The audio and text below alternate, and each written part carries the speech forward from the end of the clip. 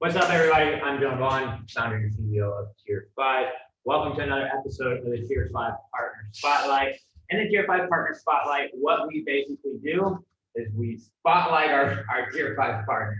Imagine that. So we bring in our Tier5 partners and we essentially talk about them, what they do, how they got into the Tier5 partnership, and essentially how they're leveraging it in their business and how it's actually helping them. I'm here with my beautiful wife and business partner, Nandi.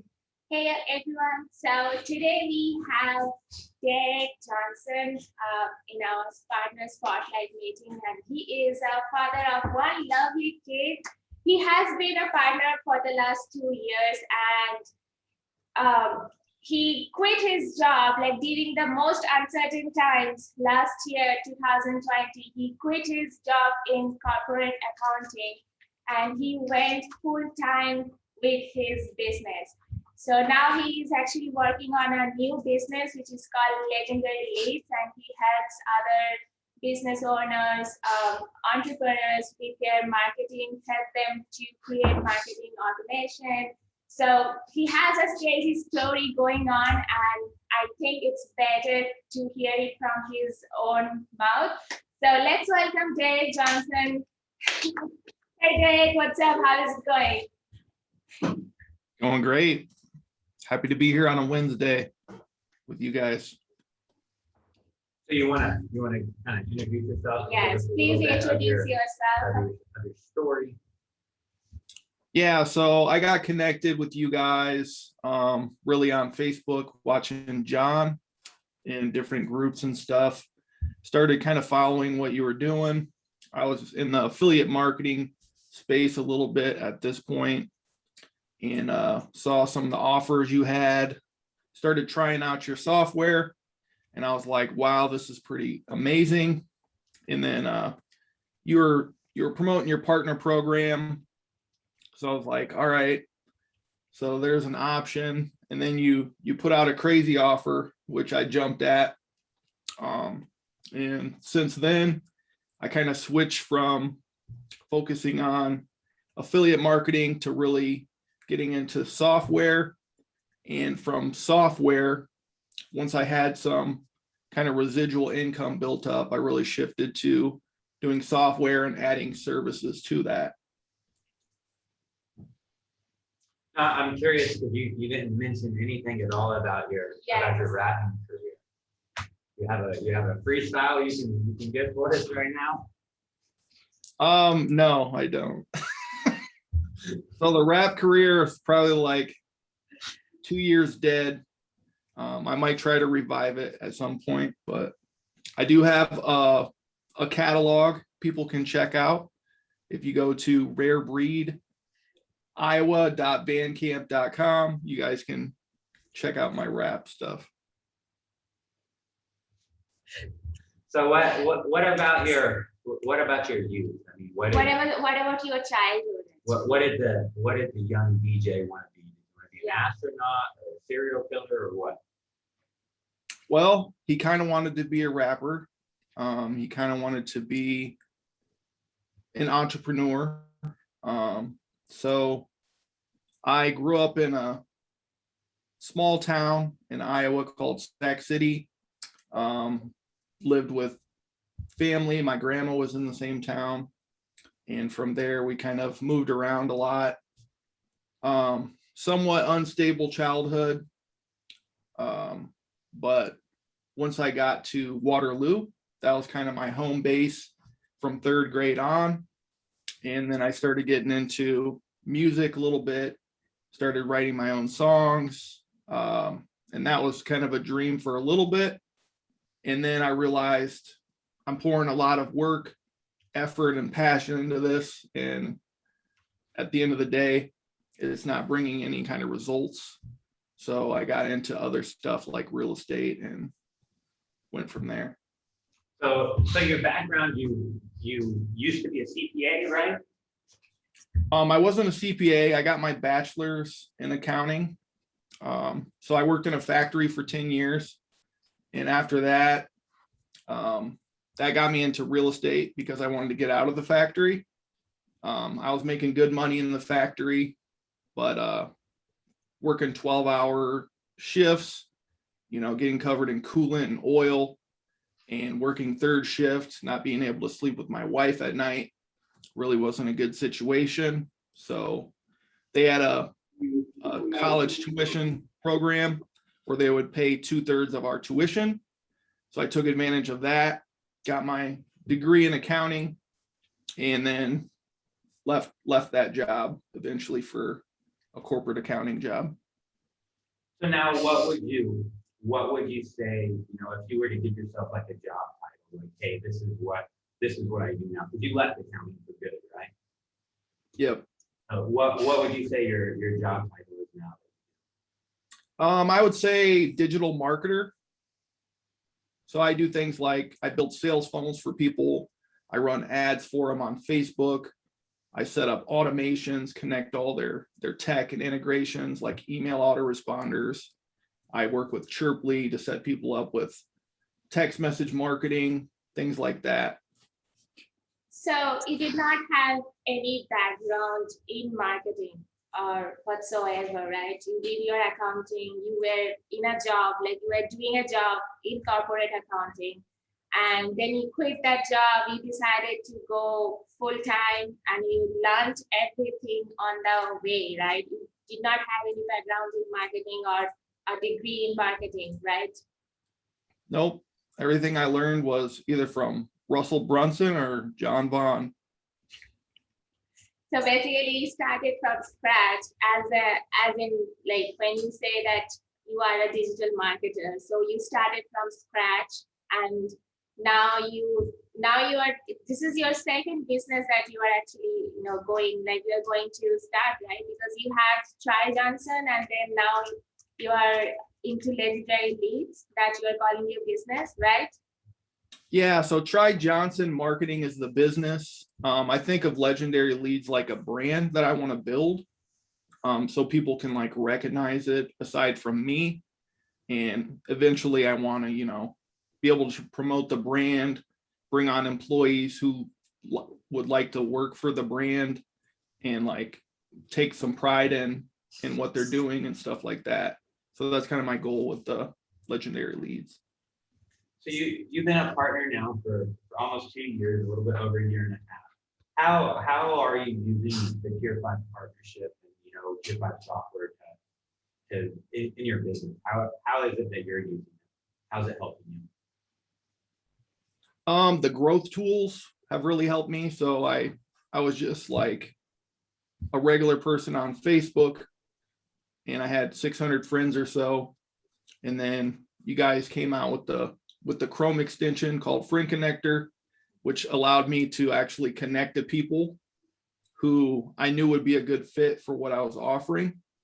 And I'm really into real estate, like investing and stuff like that. So I know the space. And that's where I really decided to sort of focus in the beginning to find clients. There's groups with tons of investors in them, and they're all kind of looking for solutions. So I would go into these groups, connect with them automatically. I kind of optimized my Facebook profile so people would know what I was doing. And I would put out content showing them this is how I'm using these tools to actually automate or grow my business. And I really built up a solid following in the real estate space doing that just with Friend Connector. And I would also use Chirply in my demos. I'd say text demo to 319-250-6868. And you guys can see how this works. And if people did that, it would send back a text message. It's not taking up my time. And then the IVR would go out as well. So it'd give them options. Some people could sign right up, get a special deal. And then implementing this in their business became something I would do as well. So you said before you were kind of into affiliate marketing. I'm curious, can you kind of go over, from your perspective, the difference between traditional affiliate marketing and the Tier 5 partner program, the pros and cons of that? Yeah, so with the affiliate marketing, you don't have really skin in the game, but the drawback of that is you're getting 30 to 40% of something instead of 100%. And also you're having to wait 30 to 45 days to get your commission. That's if they assign them correctly to you, because there's lots of issues with affiliate marketing actually tracking your sales for you. With the partner program, you're kind of getting access to the actual license of the software. So you can kind of do what you want with that. So you can create your own cart, create your own offers, and keep 100% of the revenue. So that's the big difference to me. Yeah, it gives you more control, and actually it's more of being a business owner rather than promoting someone else's product. So do you use any software as like a lead magnet or a customer acquisition product? I kind of use Link Wizard like that because everyone needs to track their marketing across different channels, and it gives you some powerful tools like being able to add your Facebook pixel right to your link. So a lot of people will create Facebook groups and add members to the group to develop their community. But when you're sharing those groups, it's a link. It's not like a web page. But if you create a Link Wizard link with a Facebook group in it, you can add the pixel right to that. So you can actually retarget all your group members more easily. So that's kind of one lead magnet that I use. There's a couple other ways I get people in, but. So would you say that Tier5 software, is that like a front end offer for you? Is it a core offer? Is it like an intro offer to sell people other products and services? Or where does it kind of sit in your value ladder? Like, how are you using when you are selling? Yeah, it started as my core offer. Like that was what I was focusing on, is getting people on the software. And now I'm kind of growing my business along with the software. So it's become either a lead magnet as well, or kind of bulks up my offerings. So when I offer like ad services and funnel services for clients, now I have this toolkit back here that I can actually increase the value of my service offerings as well. So I'm kind of building the value ladder as I go, and hopefully it'll keep increasing in value as I increase my skills and can get people better results over time.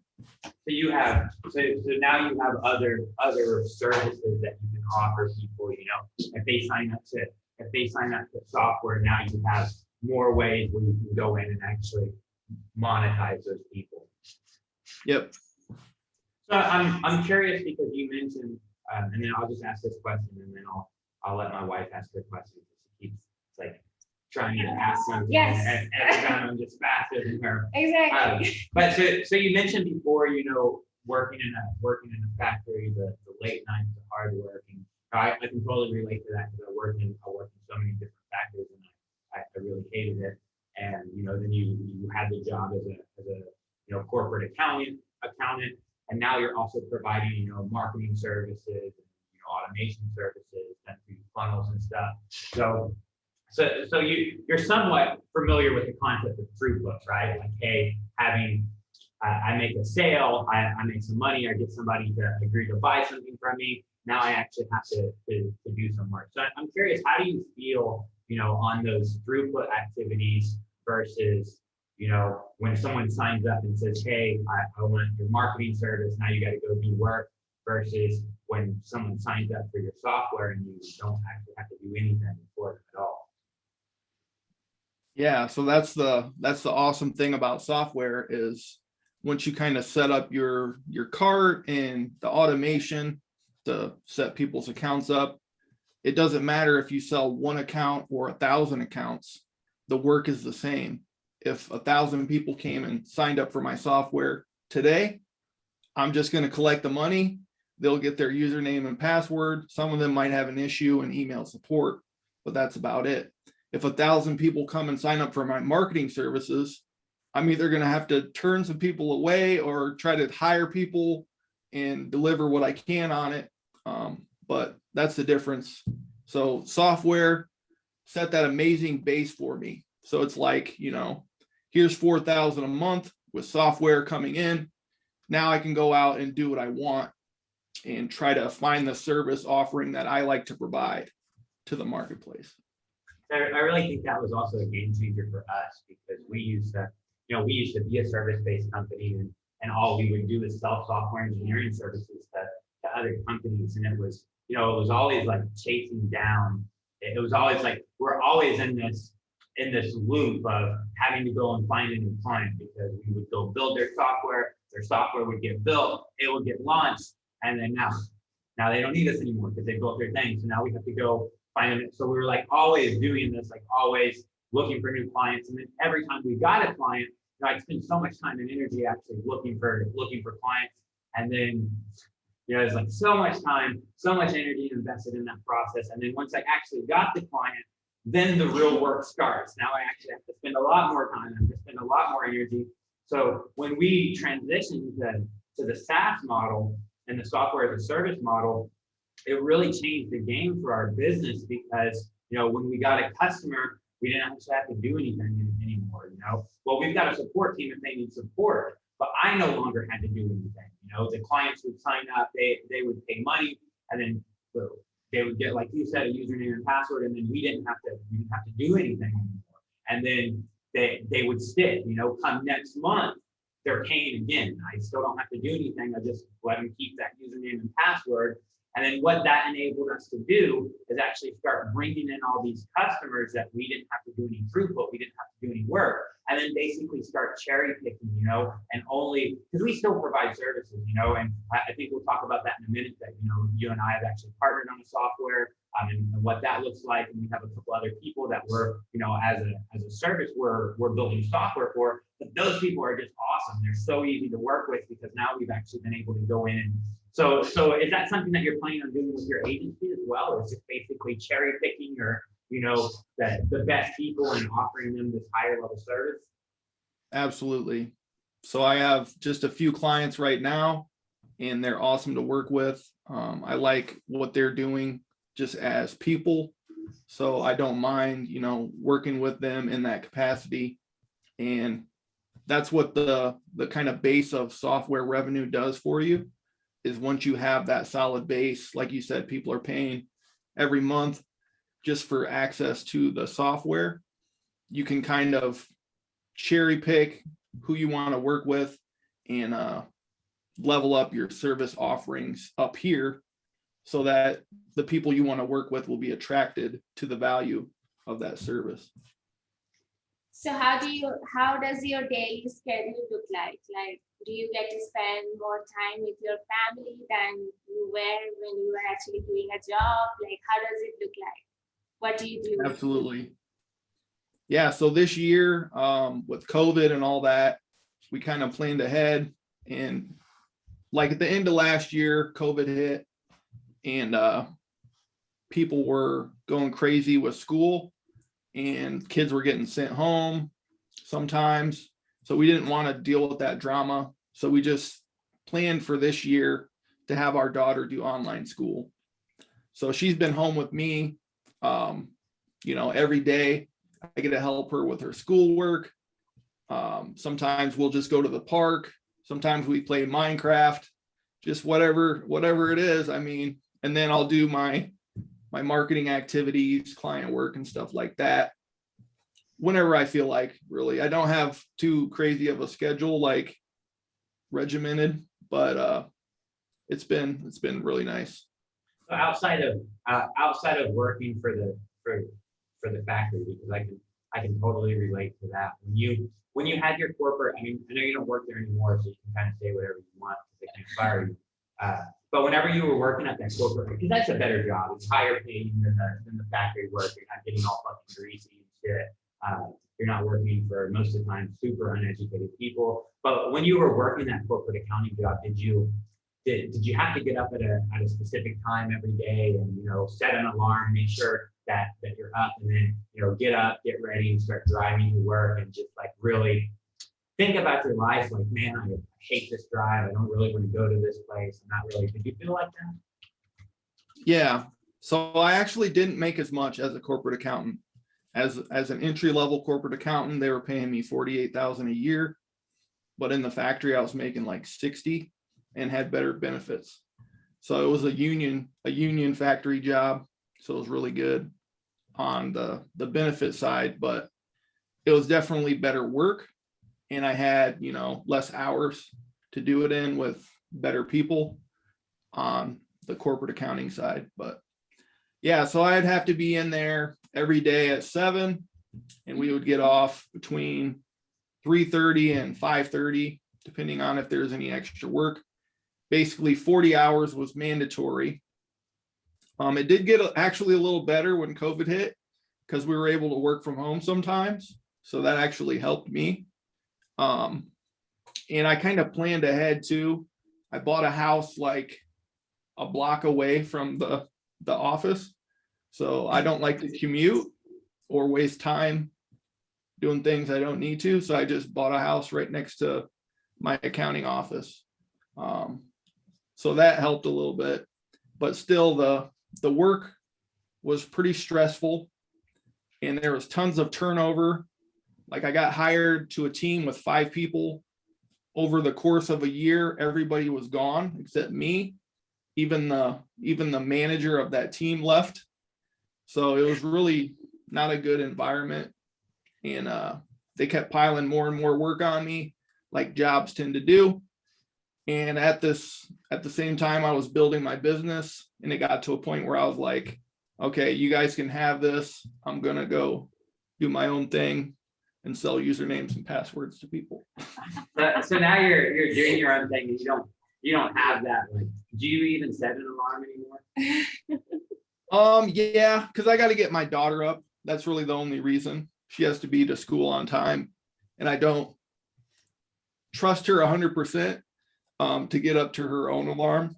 But sometimes I'll go back to sleep after she gets up. So depends how I'm feeling.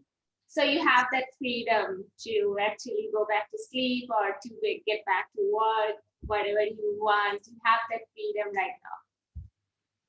Yeah. Nap time is awesome. So now you're kind of like, you're your own boss. You get to work on your schedule. You basically do, what you want, what you feel like doing, where you feel like doing. And I know the situation because, I run my own company as well. But for those people watching right now, those people, watching in the future, can you talk a little bit about, like, what's that like? Is it stressful sometimes? Like, do you sometimes feel like, man, I don't even know what I should be doing, or is it just fucking awesome all the time? Yeah, it's definitely awesome most of the time. There is sometimes when you're like, what should I be doing to really move the needle forward? But I let inspiration hit me a lot of times. So I did that when I was creating in the music space. And that's when you get the best work done anyway, I feel like at a job, people go in for 8 to 10 hours, but they're not productive for 8 to 10 hours. They might be productive for 2 of those hours. So as your own boss, you can kind of lean into those moments, get a crap ton of work done, and that will produce results like exponentially compared to if you were stuck somewhere in a cubicle or a factory. Well, a factory will get more productivity out of you because basically you're a little robot, like pushing buttons. Yeah, and they have a system timed out for each little step you need to take. Every minute's kind of documented so they know how many parts they can squeeze out of you. But that's a different story. But for the most part, it's awesome. I would say the freedom was really what I've been chasing since I got into real estate. And now with software, I feel like I found it. So have you ever wished to quit and get back to the previous life again? Like has it ever happened to you so far when you are actually on your journey right now? No. Have you ever thought, fuck this, I'm quitting, Yeah, I'm gonna go back to the factory. Get a job, yeah. No, but that is always an option. I mean, the worst case scenario for me was everybody else's everyday life. So the worst thing that could happen to me is I go back and get a job and I have the degree. I mean, I can get a job anywhere in the country if I needed one, but I really love the freedom that I have, love the choices that I've made that brought me here. And I really wouldn't trade it for anything. Awesome. So you have more questions? No, you can. No, you have You more. can ask. So now you're actually, you're building your own software now. Actually we partnered together and we're building. You want to talk about that a little bit? Or is it too early to talk about that? Yeah, we can talk about it a little bit. So it's going to be for Instagram, and it's really going to help people grow on Instagram and also automate some of their processes. Why did So you we have- decide? Why did you decide to build a software? I mean, you are partnered with so many software, right? So why did you decide to have your own software built and be the real, actually like the Sashpreneur? So why did you decide that? It was like the logical next step, I think. Being an owner of something after you've seen how it works is like the next progressive goal. And I wanted to own something, watch it grow, get people underneath it that support it, and kind of branch out as well. I feel like there's other projects I'd be interested in. So this was like an entry-level one. It seemed like low-hanging fruit almost, because there's a lot of people who could benefit from it, and it's just a useful tool that we're building. So what is this tool about? Tell us a little bit more about it. So right now, what it's going to do is it'll automate conversations for you on Instagram. You can use basically a keyword like demo or coaching, and that will actually, whenever someone DMs you on Instagram, it'll auto respond for you with a pre-selected phrase. Could be a link to something, or your phone number so people can click to call, stuff like that. And then we're going to build it out to actually help increase engagement, to let you track all your conversations, basically with a color-coded label system, hopefully, and keep things organized. We got plans for building in some canned responses. You can add notes to each person. Something that basically some people pay virtual assistants to do. This software would hopefully just take that process over instead. So you said before that you're into real estate, like you're a real estate investor. So do you basically like buy and sell, like flip, or do you rent? Do you buy? Yeah, I was a buy and hold investor. So we would basically find undervalued properties, whether it's on the MLS or other places, and we would buy them, fix them up a little bit, and then rent them out. So it's kind of a long-term plan. They would increase in value, and that's a somewhat passive activity too. There is some throughput, but once you have a tenant in place, and hopefully it's a good tenant, then you should be able to just kind of fix the property up over time. The property goes up in value, and the tenant's paying down the mortgage for you. So our partner program is a little bit kind of like that, right? I mean, you do have to invest a little bit to become a partner, not near as much as you have to. I mean, nowhere near as much as you have to buy a house, even if it's an undervalued house. But the big difference is if the sink breaks in the house, you either have to fix it or you have to pay somebody else to fix it. If the sink breaks in the software, you don't have to do anything because we take care of that. If your tenant has a complaint about something, then you got to listen to them complain. If your software user has a complaint about something, you don't have to listen to them at all because they go directly to our support. But in your house, you can only put one family in there. Or if it's a duplex, you can put two. If it's an apartment complex, you can put. So it's like the software is kind of like an apartment complex with an infinite number of apartments that you can rent out to as many people. Like you never run out of apartments. So it's kind of similar. So it's like the fourth dimension, like we all see the third dimension. The software is an apartment building with a fourth dimension. once that space gets filled in the third dimension, whoa, there's some more space. Yeah, so that's a good comparison. So you have anything else that you want to mention, or anything else that you want to talk about before we wrap up here? I would just say, if you guys are new to the software space, definitely do some research on it. And the partner program is a great opportunity. I really started from basically no knowledge of software and marketing, and over just the course of a couple of years was able to leave a pretty good paying accounting job and do this full time, have unlimited freedom to pursue whatever I want to do. So definitely check into it a little more if you're on the fence. So one more question I usually ask before I forgot to ask you. If you were, with all the stuff that's actually included in the partner program, the networking, the meeting, the training, the coaching, the software that you get access to, the ability to resell it. If you could only pick one thing that you would say, hey, this is the best part about the partner program, and this one thing alone is more than worth the cost to become a partner, what would that thing be? It's hard to really pick, because I think each one is worth the cost if it was an individual thing. But I would have to say, if I had to pick one, it would be the software, because that's what allows me to sell usernames and passwords. But without the training and support and the networking, I wouldn't be where I am today, I guess. But I would have figured out, slowly a way to get there with just the software, I think.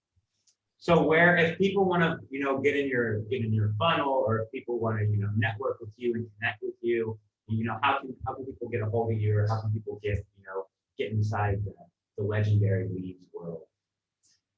So they can text demo to 319-250-6868, or they can 250-6868.